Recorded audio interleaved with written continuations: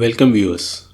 Through this video, I would try and demonstrate how yogis keep their body warm in extreme cold weather. I would be discussing every aspect of this demonstration in brief, so watch this video till the end to get a grasp of the topic. If you wish to jump to a specific topic in this video, I have created a skippable list which you can access in the description.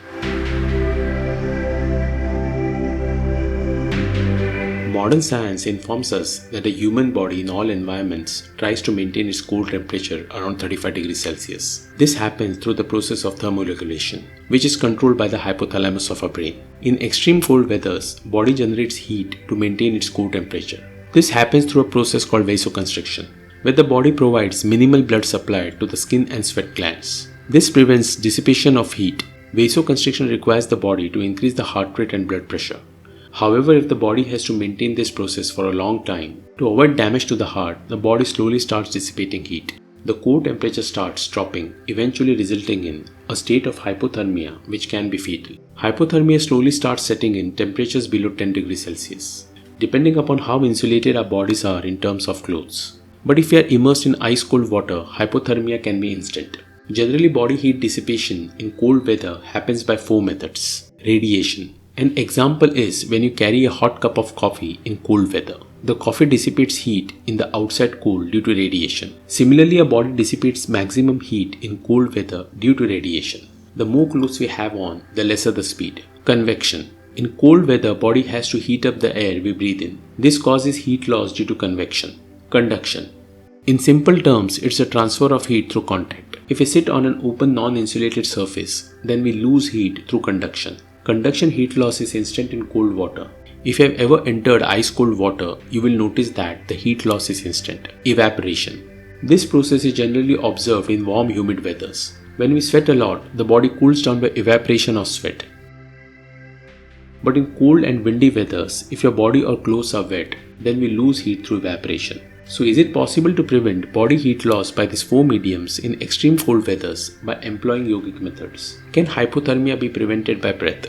Well, we'll find out, but before that we may try to find answers by understanding the Siddha and Yogini Tantra traditions, which are based on the algorithms of Veda and Tantra. Whenever we utter or visualize a syllable or alphabet, internally or externally, we require certain amount of pran to do so. Pran can be understood as the vital energy which keeps us alive. Logically, we modulate this energy through breath. If we want to utter a syllable slowly, we use Alpa Pran or light breath modulation. And if we want to shout, we use Mahapran or strong breath modulation. This Pran energy modulation algorithm forms the core fundamentals of Sanskrit. If we try to infer the integral algorithm of Veda and Tantra, we may observe that it simply puts forth that all cosmic creations are formed from the letter sounds of Sanskrit syllables. In condensed form, they are understood as one potential and kinetic energy in form of Pranav or Om, or as a kinetic potential in form of Shakti Pranav, Reem. Sanskrit syllables or the Maheshwar Sutra of Tantra, when potentiated with Dhvani, Nad or sound vibrations, they create the micro and macrocosmic multiverses. Hence, when we chant Bij Mantra or do Japa or recitation in an algorithmic pattern, we observe a change in our pranic energy, which over time transmutes our neural patterns, body chemistry, affecting our social, moral, physical and spiritual paradigms. If we apply this algorithm to a demonstration, we can propose that if we can modulate the pran energy of our body towards the pran energy outside our body through breath and sound to create an equilibrium, then we can prevent dissipation of heat for a long time. The points I am making are not just hypothetical or experimental. There have been physical and oral records of yogis in India over time who for 6-8 months reside in the icy cold weathers of Himalayas with minimal food, practically no warm clothing, and no communication with outer world. On these very algorithms, I have already published a video on my channel demonstrating how yogis keep their body cool in extreme warm and humid climates. If interested, do watch that video.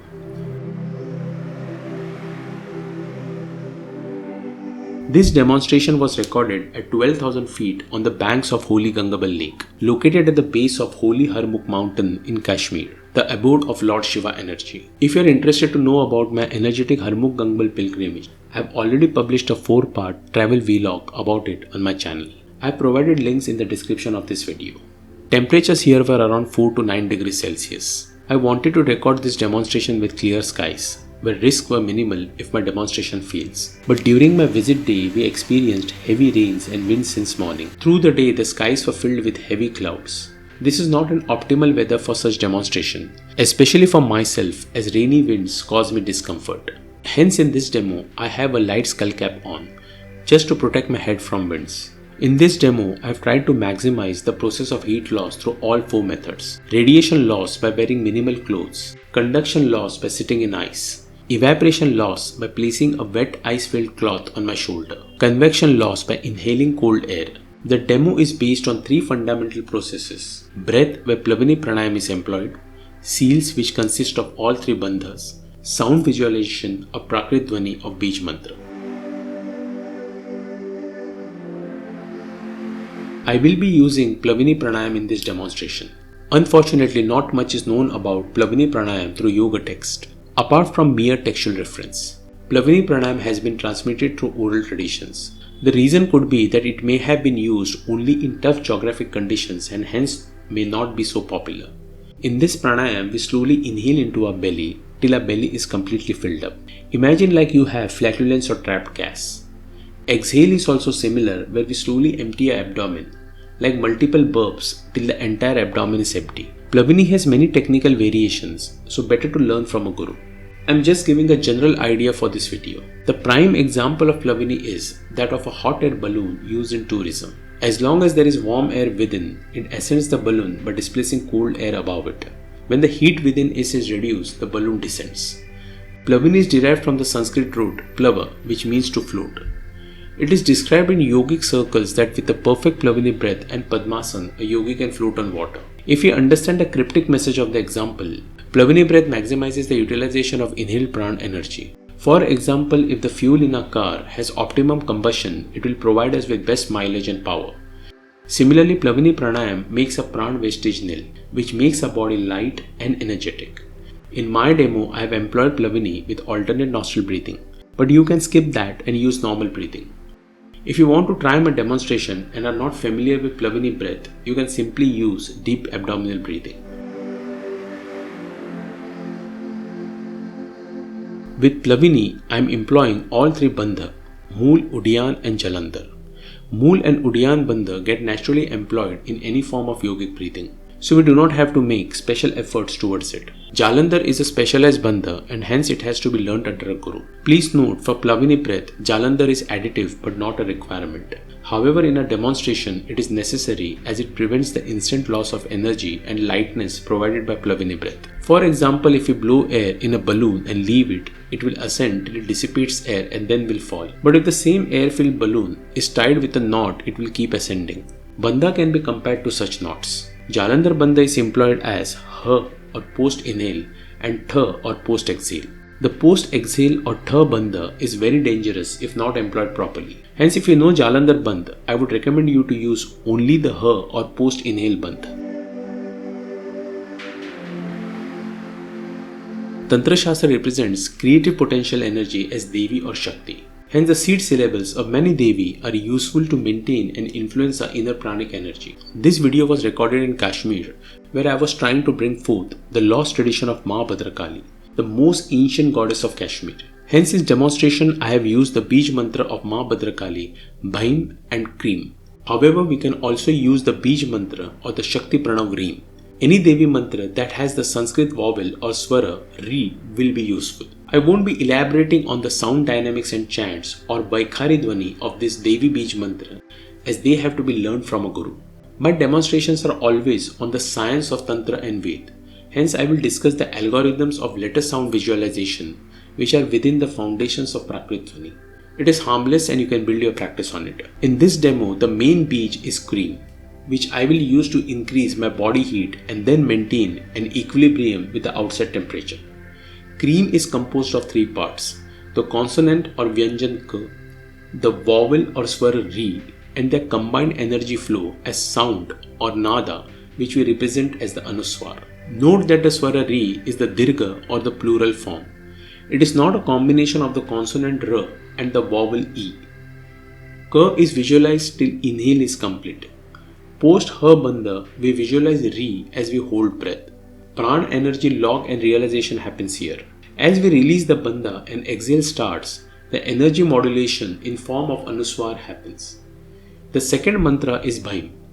Bhaim is composition of Bha consonant and the I vowel plus Nada as Anuswara.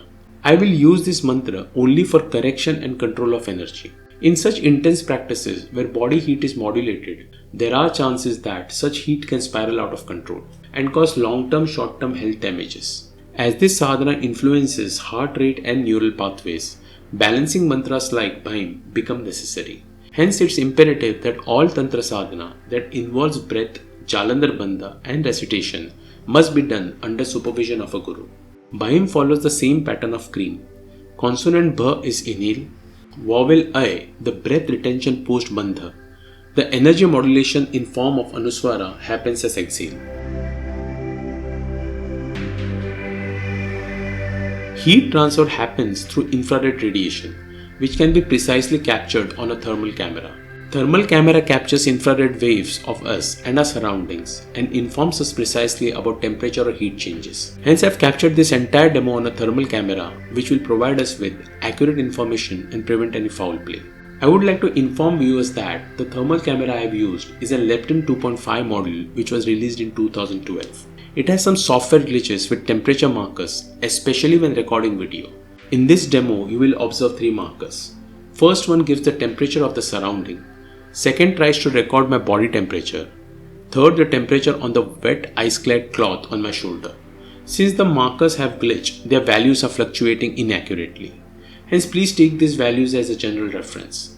The most important readings we are looking at are the blue spectrum, which determines cold, and the hot areas which are in the yellow and red spectrum. As per laws of thermoregulation, initially my body would be in the yellow to red spectrum, but slowly move towards the blue spectrum as I start losing heat and shivering sets in. Eventually, blue spectrum will spread towards my core as hypothermia sets in. But if I manage to pull off the breath perfectly as per the algorithm, my body will remain in the yellow spectrum throughout the demo. Similarly, the wet ice pack cloth on my shoulder, on which I would be draping some ice throughout the demo, will initially be in the blue spectrum. But if I manage to have perfect breath with optimum energy circulation, it will ultimately move towards the yellow spectrum.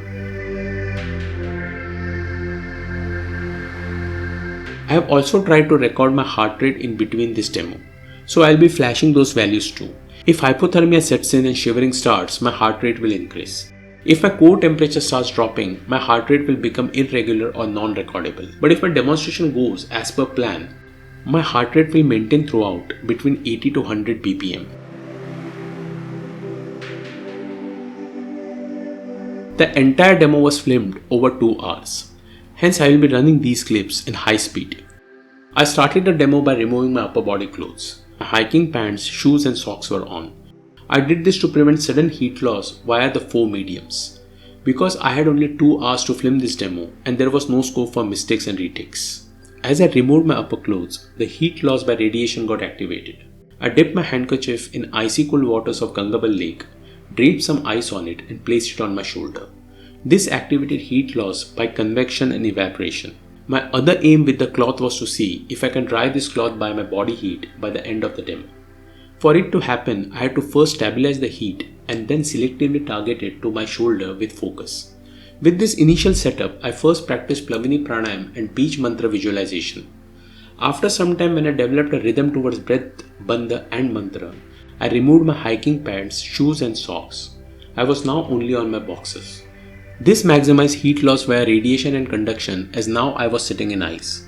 The winds arising from the icy cold waters of Gangabal around -10 degrees Celsius was simultaneously hitting my body. As you can observe, after 2 hours, my core temperature through the entire demo remained in the yellow spectrum. I did not have any shivering, neither my heart rate showed any fluctuations. Eventually, I was also able to fairly dry out the cloth on my shoulder. I stay at Mumbai, which is hot and humid most times. Hence, my demonstrations will have many shortcomings. By blessings of Lord Shiva and Ma Bhadrakali, whatever I could demonstrate, I would request you to watch just as educational and not as a part of perfect sadhana. If viewers are aware of Tummo and Tibetan Buddhist breath practice, then you will find many similarities with my demonstration. Tummo employs waist breathing, whereby certain muscle contractions we create a V shape of our abdomen. which helps retain warm breath for a longer time. In addition, the practitioner is supposed to visualize extreme hot entities like flames, which ultimately results in body heat increase. Logically, if we infer this technique, we are just building on the foundations of Plavini Pranayam, Bandha and Bij Mantra visualization. Tantra Sadhana basically has two components. Somatic, which involves voluntary, involuntary muscle control. This includes breathing and Bandha. Neurocognitive, which involves mental imagery and sound energy. Vajrayana and Tibetan Buddhism have been influenced by the now lost traditions of Yogini Tantra. Many are of opinion that Vajrayana energetic practices have been founded on the algorithms of Yogini Tantra. Eventually, the question may arise that what is the value of my experiments? These practices from greater traditions of Ved and Tantra evolved due to geographical challenges. When we did not have controlled environments like AC, heater, geyser and clothing like sweaters, yogis staying in isolated places had to adapt to various weather and environmental conditions. They had to overcome hunger, thirst and disease. Many times we categorize Ayurveda, Yoga, Tantra or Vedic Shastra into linear constructive concepts like organic, green, sattvic, etc.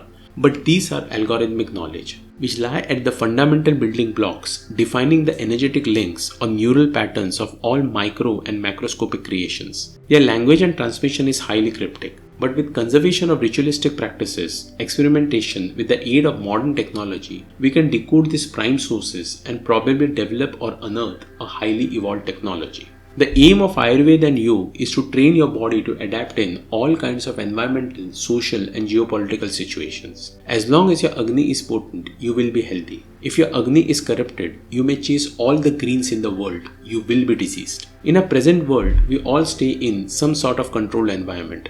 We work in AC or heaters at our office. We bathe with hot water in summer.